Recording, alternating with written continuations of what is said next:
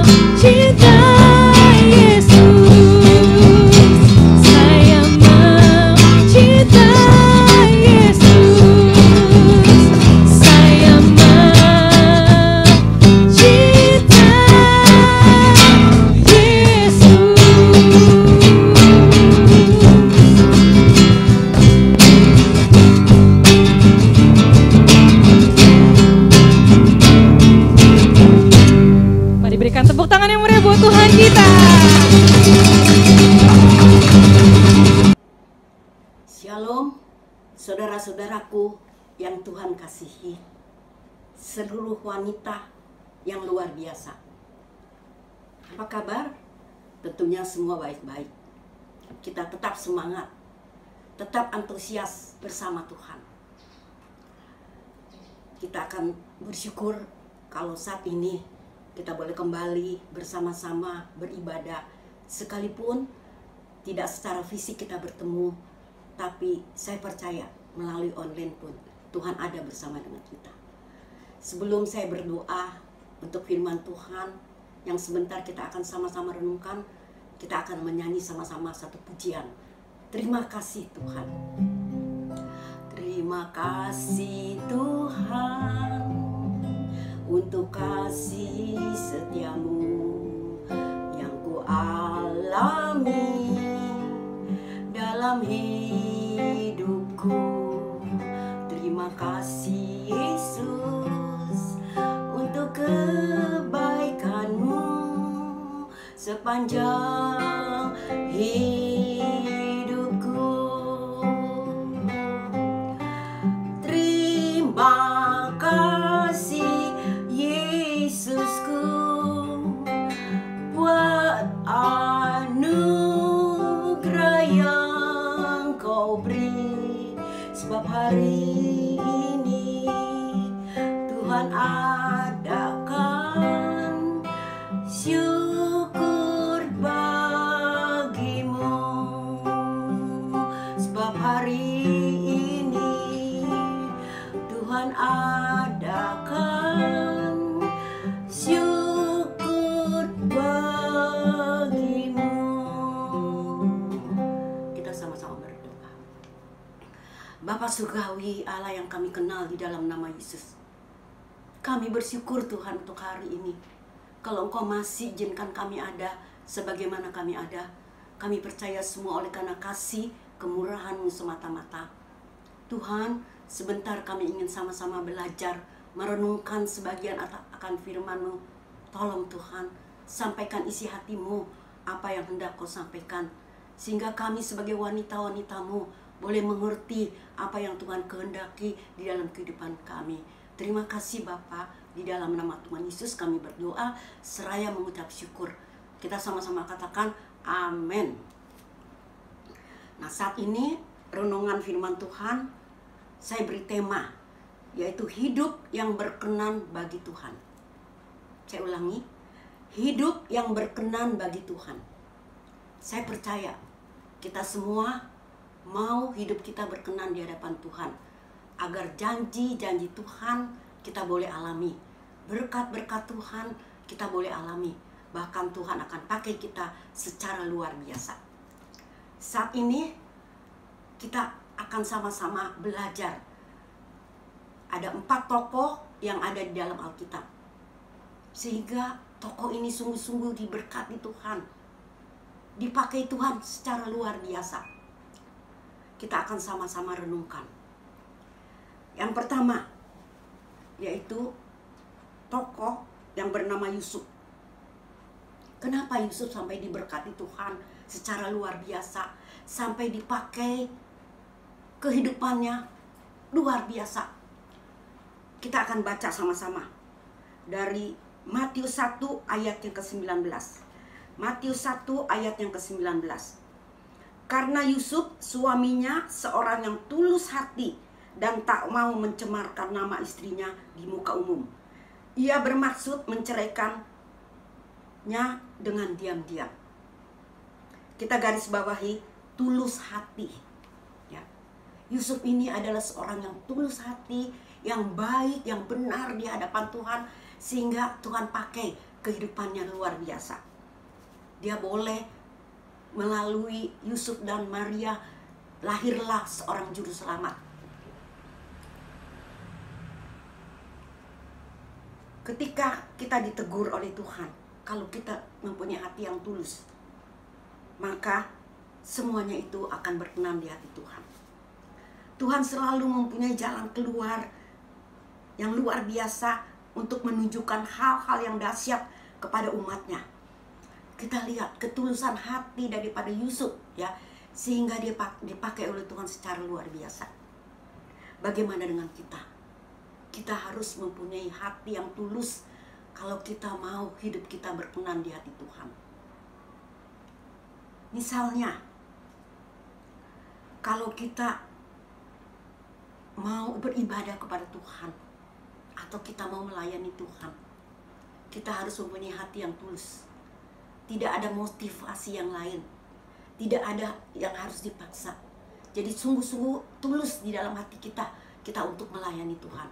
Itu yang berkenan di hati Tuhan, sebagaimana yang dialami oleh Yusuf.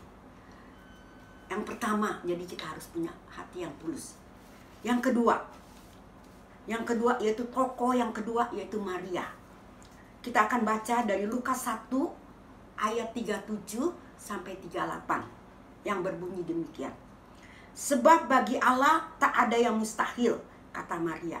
Sesungguhnya aku ini adalah hamba Tuhan. Jadilah padaku menurut perkataanmu itu. Lalu malaikat itu meninggalkan dia. Garis bawahi, yaitu hamba. Maria berkata kepada Tuhan bahwa jadilah padaku menurut perkataanmu itu. Kita lihat ya Maria ya, dengan rendah hati dia katakan dia adalah seorang hamba. Begitu juga kita. Kita tahu kalau seorang hamba yaitu pesuruh atau budak yang harus menurut kepada tuannya. Nah, ketika kita dipakai Tuhan menjadi alatnya, hendaklah kita selalu rendah hati. Salah satu contoh ya, kalau kita mungkin kita dipakai oleh Tuhan, lalu ada orang yang mengatakan, oh kamu ini luar biasa. Tapi biarlah ya, kita jangan sombong. Tapi kita kembalikan semua itu. Ya, semua itu dari Tuhan. Oleh sebab itu, kalau kita merasa diri kita sombong, itu tidak berkenan di hati Tuhan. Kita tahu kalau kita bisa sampai saat ini, kita diberi kesempatan untuk melayani. Semua itu oleh karena anugerah Tuhan. Patut kita selalu tinggikan dia. Jangan sekali-kali kita mencuri kemuliaan Tuhan. Itu tidak berkenan di hati Tuhan. Itu yang kedua. Jadi yang pertama tadi, kalau kita mau hidup kita berkenan di hati Tuhan, kita harus mempunyai hati yang tulus. Yang kedua, kita harus mempunyai hati yang rendah hati. Itu yang berkenan di hati Tuhan. Yang ketiga, tokoh yang ketiga, yaitu para gembala. Kita baca yuk dari Lukas 2 ayat 8 yang berbunyi demikian. Di daerah itu ada gembala-gembala yang tinggal di padang menjaga kawanan ternak mereka pada waktu malam. Kita lihat ini ya, seorang gembala ya, itu adalah yang mempunyai kesederhanaan. Kita mempunyai gembala yaitu Tuhan Yesus, juga mempunyai hati yang sangat sederhana. Kesederhanaan tidak identik dengan compang-camping, bau badannya, atau kemiskinan dan lain-lain ya. Tetapi kita lihat bagaimana seorang yang bernama Yesus pada waktu dia lahir pun ya di tempat yang sederhana, di kandang domba. Dia tidak lahir di istana yang megah, tapi dia lahir di tempat yang sangat sederhana. Maksudnya supaya semua orang bisa datang, semua orang bisa melihat. Kalau mungkin di istana ya, semua orang ya miskin mungkin tidak bisa melihat, tapi kita lihat kesederhanaan gembala kita yang bernama Yesus. Kita tahu Yesus adalah sebagai gembala kita. Oleh sebab itu kita patut mempunyai seorang gembala yang sangat sederhana. Begitu juga dengan kita. Biarlah kita mau hidup sederhana seperti yang dilakukan oleh Yesus. Sehingga itulah yang berkenan di hati Tuhan. Yang keempat, tadi yang pertama yaitu kita harus tulus hati. Kedua, kita harus rendah hati. Yang ketiga, kita harus sederhana. Itu yang berkenan di hati Tuhan. Yang terakhir, yaitu kita harus memiliki kebesaran hati. Contoh yaitu tokoh yang keempat, orang Majus. Ya, orang Majus itu kita buka dari Matius 2 ayat 11. Maka masuklah mereka ke dalam rumah itu dan melihat anak itu bersama Maria ibunya, lalu sujud menyembah dia. Mereka pun membuka tempat harta bendanya dan mempersembahkan persembahan kepadanya, yaitu emas, kemenyan, dan mur. Sebab itu milikilah kebesaran hati seperti orang Majus itu. Ya, dia datang membawa semua apa yang dibawa saat itu. Begitu juga dengan kita. Biar kita juga harus memiliki kebesaran hati untuk kita mengasihi orang-orang yang sudah membenci kita. Itulah yang Tuhan kehendaki di dalam kehidupan kita, supaya kita berkenan di hadapan Tuhan. Jadi saya ulangi firman Tuhan saat ini. Kalau kita mau hidup berkenan di hadapan Tuhan, Maka yang pertama, milikilah ketulusan hati. Yang kedua, milikilah kerendahan hati. Yang ketiga, milikilah kesederhanaan hati. Dan yang keempat, milikilah kebesaran hati. Ya, saya percaya firman Tuhan yang sederhana ini boleh menjadi kekuatan bagi kita yang mendengarnya, khususnya bagi pribadi saya sendiri. Puji nama Tuhan. Nah, wanita-wanitanya Tuhan yang Tuhan sayangi, sebagaimana pada khotbah saya yang bulan lalu saya pernah katakan bahwa saya akan memberikan pertanyaan-pertanyaan, dan nanti siapa yang bisa menjawab melalui Japri, ya, saya akan memberikan hadiah. Hadiahnya pulsa yang lebih mudah, ya. Saat itu yang boleh menjawab hanya wanita-wanita, karena ini adalah ibadah wanita, ya. Nah, pertanyaan yang pertama saya akan beri 4 pertanyaan. Yang pertama, pada tanggal 8 Mei, saat itu yang khotbah di WBI melalui online, yaitu Bapak Heri. Nah, pertanyaannya, ada satu kata pada saat ingin memulai khotbah. Apa kata itu? Itu pertanyaan yang pertama. Pertanyaan yang kedua, tanggal 15 Mei, ibadah wanita juga melalui online. Apa tema firman Tuhan yang saat itu dibawakan oleh hambanya? Itu yang kedua. Yang ketiga, apa judul renungan pada tanggal 22 Mei? Judul renungannya yang saya minta.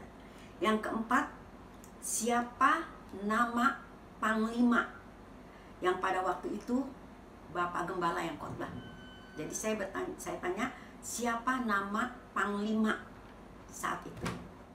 Saya rasa hanya 4 pertanyaan itu saja, ya. Saya ulangi, nanti saudara-saudara jawab melalui Japri saya. Jadi siapa yang jawabannya benar dan siapa yang lebih dahulu menjawab, karena saya akan lihat jamnya, itu yang akan mendapat hadiah. Saya rasa cukup sampai di sini dan kita akan sama-sama berdoa. Bapak, kami bersyukur untuk saat ini.